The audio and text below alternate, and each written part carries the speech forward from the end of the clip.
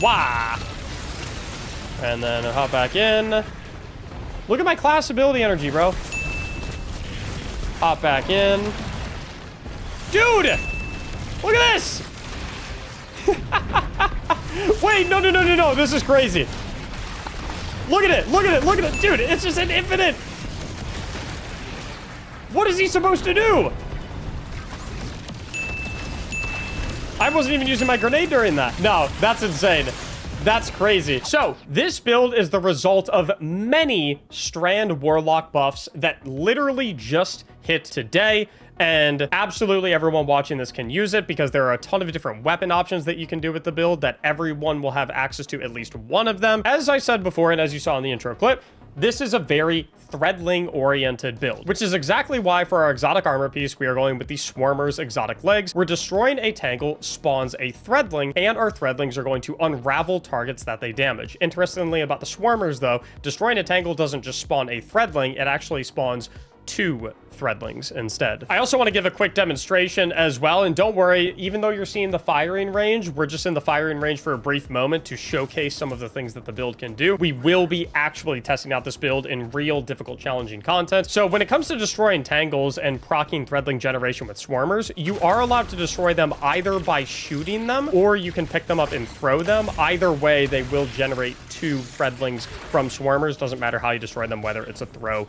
or a shot. Now, when it comes to the subclass setup, obviously we only have 1 super choice with Strand Warlock. We only have 1 melee choice in Arcane Needle, and we're actually not even going to be using the Arcane Needle. More on that in a second, but first we got to talk about everything Threadling related. The big thing that we want going on with this build is the Thread of Evolution, where Threadlings travel further and deal additional damage. As you saw in the intro clip, you have effectively 10 to 15 Threadlings on the field at like all times. It's just an absolute ocean of Threadlings, and they overwhelm and swarm absolutely everything on the battlefield. And to get those Threadlings, we're going to do a couple of different things. One of the ways we're going to get Threadlings is obviously our Threadling grenade. Nice and simple. Chuck the grenade and it will generate 3 Threadlings. And what's really cool about this is that any Threadlings generated from the Threadling grenade count as grenade damage, and so that is going to inherit things like bonus grenade damage if your grenade stat is over 100. It's going to do things like proc firepower, where it's going to generate an orb of power on the final blow. It's going to do things like proc ashes to assets, give you bonus super energy on the final blow, and all of that good stuff. Another way we're going to generate Threadlings is through Weaver's Call, the newly buffed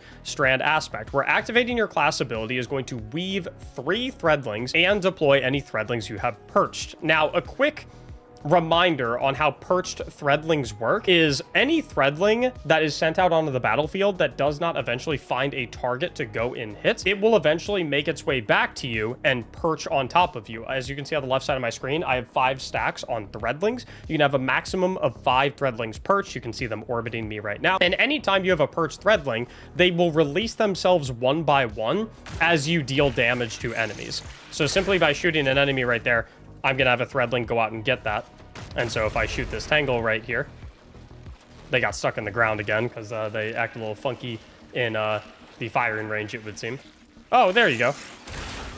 They figured it out. And then, like I said before, any Threadlings that you have out on the battlefield that do not end up finding targets to go and kill, they will eventually just go ahead and run back to you.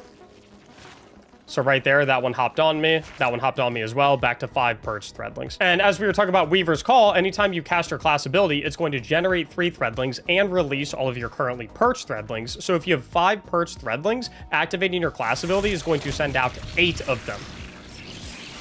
And obviously a little bit overkill for that particular enemy, but you can imagine for like a boss target or a tanky target, that's going to be pretty cool. It's also worth noting that Weaver's Call got a lot of really cool buffs going into this patch. Specifically, where dealing damage and defeating targets is going to generate perched Threadlings. That's with any type of damage, where previously before it had to be strand damage. Another really cool buff that happened with the Weaver's Call aspect that's actually not listed in game is that Threadling damage is now going to return class ability energy as well, which is really cool because obviously you're generating Threadlings from the casting of your class abilities, so you have like a positive feedback loop going on where anytime you cast your class ability, it makes Threadlings, they go and attack enemies, and then that gives you your class ability back so you can make even more. And this is any Threadlings as well, right? Not simply your Weaver's Call class ability Threadlings, but like Threadlings from your Threadling grenade, any other source, those also generate class ability energy and you're basically gonna have your class ability up very frequently, which works really nice for the loop of this build. I also want to note that I'm viewing these patch note changes on a new browser that I just switched to a couple months ago called Opera GX, and we're actually working together with them, where anyone who downloads and installs the Opera GX browser using my affiliate link down below, they actually give me $3 for the channel to continue to make build videos, continue to make thumbnails, and all that good stuff. So if you love the builds that we make and you want to support the channel, and you want to get a browser that, in my opinion, is a lot better than Google Chrome, gives you better in-game performance because it doesn't take as many PC resources and has a lot of cool stuff like built-in ad blockers, then be sure to download Opera GX, the link in the description below.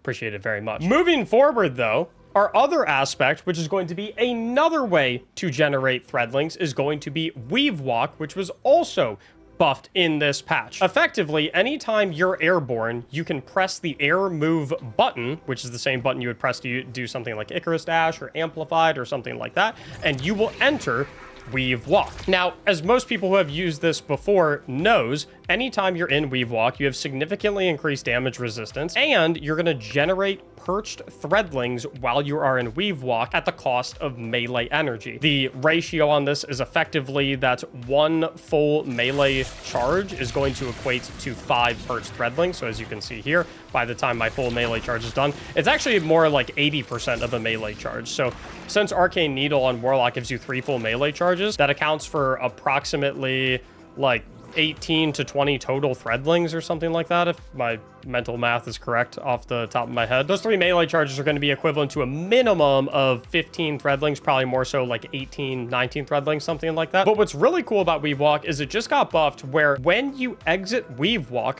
you're going to give yourself woven mail and all of your nearby allies woven mail as well for a duration depending on how long you were in Weavewalk. So if I'm sitting in Weavewalk right now, let's say I'm in here for 1 full melee charge, right? Which is probably how long I'm going to be to make my 5 threadlings. That's going to give me about 8 seconds of woven mail right there. If I get my all 3 of my melee charges back, I'm just curious what like the upper limit on this is going to be. So right now I have 3 melee charges. Let me go ahead and hit Weavewalk, and I'm just going to stay in here the entire time, and we're going to see how long I get woven mail for if I let all 3 of my melee charges fully burn. Admittedly, you probably would never want to play like this because then you're wasting potential on how many threadlings you're making. You can get up to 20 seconds of woven mail, which is actually a little bit crazy. And there might be a situation where you want to do that, to be completely honest, because with the build I have set up for y'all, we're going to get a lot of melee energy back to make sure that we are always able to go into Weavewalk, generate those perched threadlings, and give ourselves and our allies woven mail. We'll talk about that in a little bit. Another interesting part of this build is the class ability that I've selected for the build. We're actually going Empowering Rift with this build. Healing Rift is very unnecessary here because you have woven mail on demand, and honestly, invincibility on demand. You snap into Weavewalk, you are not dying under any circumstance. But Empowering Rift also got buffed this update, and frankly, it's kind of insane now. Previously, as you all know, Empowering Rift simply increased your weapon damage while you were standing in the Empowering Rift, and it still does do that. But now it also gives you basic ability energy regeneration while you're standing in the Empowering Rift, so for your grenade, melee, and class ability. And when you kill stuff while you're standing in the rift, you get bonus ammo generation to your special and heavy meters. As far as the fragments go, we actually get 5 fragment slots with this build as opposed to the previous 4 that we would have gotten, because Weavewalk is now a 3 fragment slot aspect where it was previously 2 fragment slots. We already talked about running Thread of Evolution. We're also going to be running the Thread of Rebirth, where strand weapon final blows have a chance to create a threadling. We've got the Thread of Generation, where dealing damage is going to generate grenade energy. Obviously, more use of threadling grenade, so more threadlings. We're going with the Thread of Isolation, where landing rapid precision hits emits a severing burst from the target. Generally, an exceptionally good strand fragment for cutting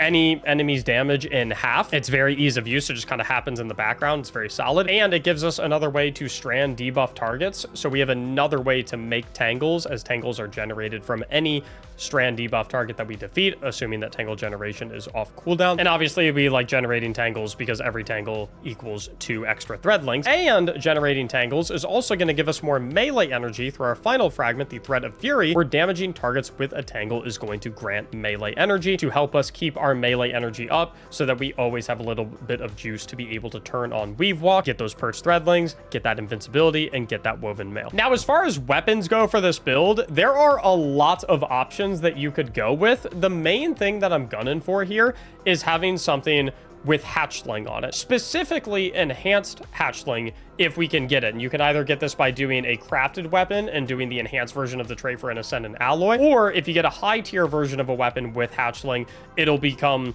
enhanced hatchling automatically. And the reason I love this so much is because of another change that happened with hatchling specifically, where the enhanced hatchling perk now has a chance to generate 2 threadlings on proc instead of 1 threadling. Friendly reminder for hatchling: if you get a precision final blow on an enemy, or you get multiple final blows within short succession, it will go ahead and proc hatchling. The weapon I'm going with specifically, Rufus's Fury, I love running this one because it also comes with Pugilist, where final blows with this weapon generate melee energy, so it allows us to fuel our Weavewalk meter a little bit more, basically, because obviously more melee energy is going to mean more Weavewalk, and as we said before, that's more Woven Mail invincibility and Threadling generation, and more Woven Mail for our allies as well, which is really, really nice. This comes from the Root of Nightmares raid. Another couple of options that you could rock and roll with if you aren't much of a raider and you want tiered gear is you could go with the Qua Nihilus 2, which is just kind of a portal SMG that released in the Edge of Fate. You can get hatchling in the second column. First column, unfortunately, doesn't have Pugilist, but you can maybe go something like Proximity Power, where when targets are nearby,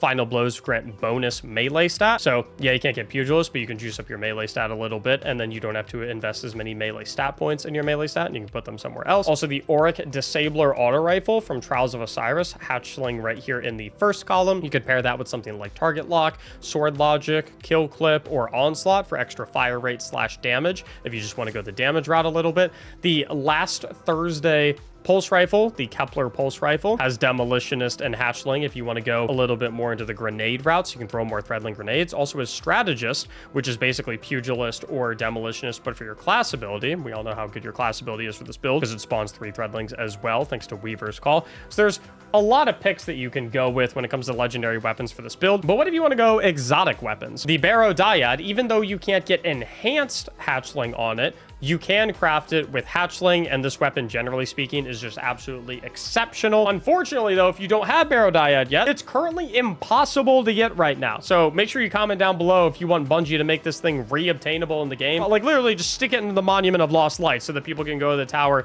and pick it up or something like that. I don't care. Whatever the fastest way is to allowing people to be able to obtain the Barrow Dyad again, please make it happen, because this submachine gun is an absolute beauty. Another option that you have, if you want to go the exotic route and you don't have Barrow Dyad, you could go the Wishkeeper Bow, which can also craft with Hatchling. This thing also has a lot of like crowd control going on. I actually did a build way back in the day in the Into the Light days for Onslaught, and it was basically a Swarmer's Wishkeeper crowd control Threadling spam build. Everyone absolutely loved it. They had a really good time with it.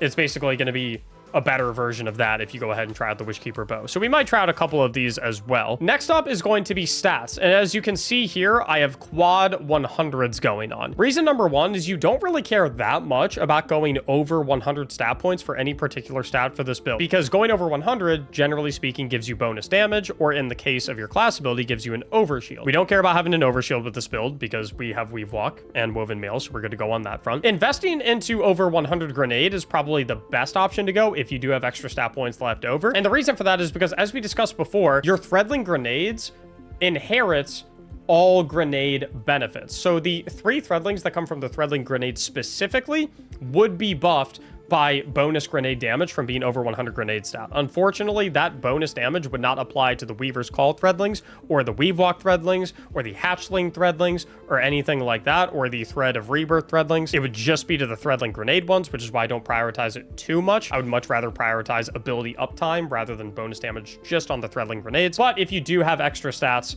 to go ahead and throw into the grenade stat, wouldn't hurt. And then finally, melee stat. We don't care about bonus melee damage because we're never actually using our melee to deal damage. We're just using it to fuel our Weavewalk. So all we care about is cooldown on that. In terms of stat priority, your number one priorities on stats are going to be the melee stat, the grenade stat, and the class stat. And then the super stat is just icing on the cake if you have enough room left over to get that up as well. Now, as far as the armor mods go, admittedly, it's a little bit of a work in progress. Kind of want to see how things feel after we do our very intense, very challenging content. So I might do some updates at the end of the video. On the helmet, we got Harmonic Siphon, so rapid strand weapon final blows create orbs of power, heavy ammo finder, plus a dynamo mod, so reduce super cooldown when we use our class ability near targets, so we can get more needle storms off.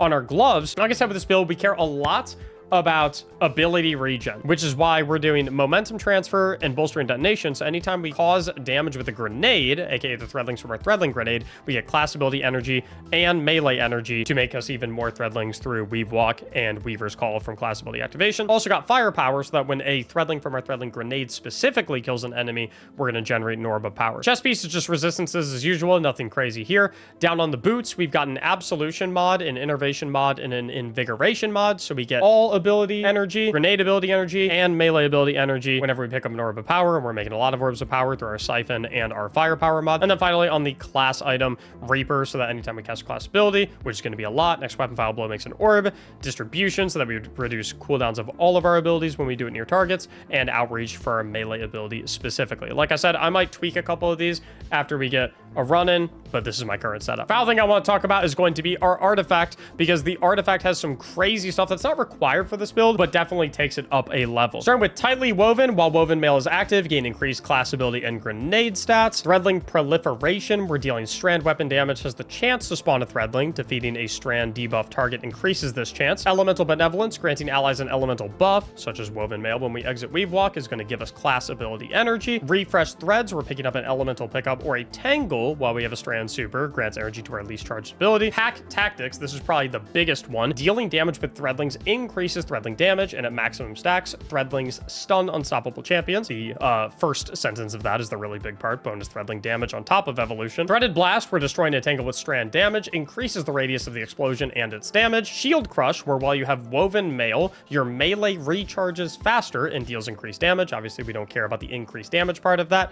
but having it recharge faster is very, very nice. For maintaining max uptime on melee energy, so we have max uptime on Weavewalk, which coincidentally also gives us woven mail to get this very effect. And then finally, tangled web, where creating a tangle by defeating a strand debuffed target suspends nearby combatants. So we've got the build set up. I'm thinking a fun place to test it would be in the brand new reclaim activities, and we can go ahead and launch them on the hardest difficulty that we have available to us at the current moment in Grandmaster. Not high enough power level for ultimate yet. Only question is, do I have two individuals in the live Twitch chat, twitch.tv/Mactics, where we record all these live, by the way, who would like to hop in with me to make sure this build is indeed pretty damn good. Fun fact also, by the way, while you're in Weavewalk, you can cast your class ability to exit Weavewalk, which is just kind of nice, because then you can get your first Threadlings ready to go, and then you don't have to immediately pop out, or you don't have to like hop in the air to pop out. You can just riff your class ability and that'll pop you out. And making sure that you damage enemies with your tangles is really nice as well, to make sure that you proc the Thread of Fury, so you get plenty of melee energy regeneration anytime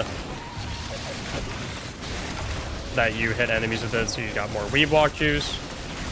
And the build is basically, you're just gonna like run in, hit Weavewalk, pop out of Weavewalk with your 5 Threadlings, and then anytime that you're in the middle of enemies, hit Weavewalk again, cast your class ability to unleash 8 Threadlings, and then the damage that the Threadlings do is gonna give you a significant amount of your class ability energy back, and you can just kind of rinse and repeat that loop, basically. Weavewalk again, get all our Threadlings out. Yeah, it's basically just kind of ping-ponging back and forth, Threadling, Weavewalking, and your class ability, and then weaving your grenade into the mix. It's a pretty simple build to execute. Like, I'm not gonna lie, if I die at any point in this video, I am awful. Ah! So, anyway. Yo, it was a sneak attack. It's not my fault. It was a sneak attack. Oh, it's a tank. Wait, hold up. I got this. Weavewalk. Threadling grenade. Rift. Weavewalk. And then that's going to give me class ability energy back, because all my Threadlings are hidden. And then I'll keep juicing. And then throw the Rift to get all the Threadlings out. Okay, I'm out of Weavewalk now, because I'm out of melee energy. Now I got a little bit back. So I'll pop this, I'll back up a little bit. I have not shot a single bullet out of my heavy weapon or my special weapon yet so far, by the way. Nice thing about this build as well to remember is that if you have a ton of perched Threadlings, like just tagging a target with a couple of bullets will one by one release the Threadlings after them. And because you have the Thread of Evolution, your Threadlings travel significantly further. So just like tagging a target from a little far away you'll just one by one start releasing Threadlings to go and kill them. An important thing to note is that with Weaver's Call's change, where it's any type of damage and defeating targets just period, not defeating targets with strand damage specifically. You don't care about strand with that. I mean, strand weapon final blows have a chance to create a Threadling. That's nice, don't get me wrong. But like, if you use a non-strand weapon or a weapon that doesn't have hatchling, you're only losing out on rebirth Threadlings and only losing out on hatchling Threadlings, which, like, don't get me wrong, that's definitely like a decent amount of Threadlings. But I mean, every 5 seconds we're popping into Weavewalk, generating 5 Threadlings, and then ripping our class ability for another 3, blowing up a tanky target. All of the Threadling damage gives us class ability energy back thanks to Weaver's Call, and then we can just rinse and repeat and do it again. And then the target that dies is going to generate a Tangle, pick up the Tangle, chuck it at anything, get that melee energy back, and it's infinite rinse and repeat. Wah! And then hop back in. Look at my class ability energy, bro. Hop back in. Dude! Look at this! Wait, no. This is crazy. Look at it. Look at it. Dude, it's just an infinite. What is he supposed to do? I wasn't even using my grenade during that. Look at it. You're just, no, that's insane. That's crazy. And then hit another one, get another 5. Hit this. Let's get a little whirling ovation rocket on him. Bang. Hit the needle storm. No. No, this is disgusting. This is disgusting. Are you serious right now? More Threadlings. More Threadlings. 1, 2, 3, 4, 5. Let's hit one of these. And let's hit one of these. And let's hit one of these. And let's get another 5. And then we'll rip the class. And then we'll hop back in here. Give me my class ability back, please. And another one of these. Another grenade. Another Weavewalk. And then a little bit more Threadling damage. A little bit of that. New super. He's dead already. Doesn't matter, but... Dude, yo, fellas, how we feel about that one? I really don't think I would change anything, to be honest. My hesitation with my mod setup initially is that it doesn't utilize any armor charge. But the only area where I would really want armor charge is something like maybe like double grenade font, so that I have 40 bonus grenade stat if I have 2 font mods, and then my Threadling grenade Threadlings would do bonus damage. But honestly, I'd rather have the ability regeneration from the bolstering detonation and momentum transfer, so I can keep that loop going nice and easy. Special finisher? Dude, I didn't even shoot a single bullet of special ammo. And I also don't think special finisher is necessary when you're running empowering rip, where defeating combatants while standing in it gives you additional ammo generation. The only thing that I can maybe think of is that you find a way to get strand weapon surge on here, so you have 10% bonus damage with your strand weapons. Like, maybe might be okay. I'm gonna leave it the way it is. Again, like I said, you can use any weapon you want. Generally, I think you'd want to gravitate towards a strand weapon so that you can take advantage of the threat of rebirth, but honestly, you really don't need to. You can swap this out for something else if you want to. You could even do Thread of Mind, where defeating suspended targets grants class ability energy. And the reason you can get away with that is because of Tangled Web, where creating a tangle by defeating a strand debuff target suspends nearby combatants. So you can kind of get away with that, even though you're not running like suspending grenade or anything like that. So in terms of weapons, the world is really your oyster when it comes to whatever you want to put on. This one's cinema, I'm not gonna lie. Throw it on, use it, let me know how it is. Make sure to like the video if you enjoyed this build. Subscribe to the channel if you want to see more. And I will catch y'all in the next one. Thank you so much for watching, and as always, have a great day.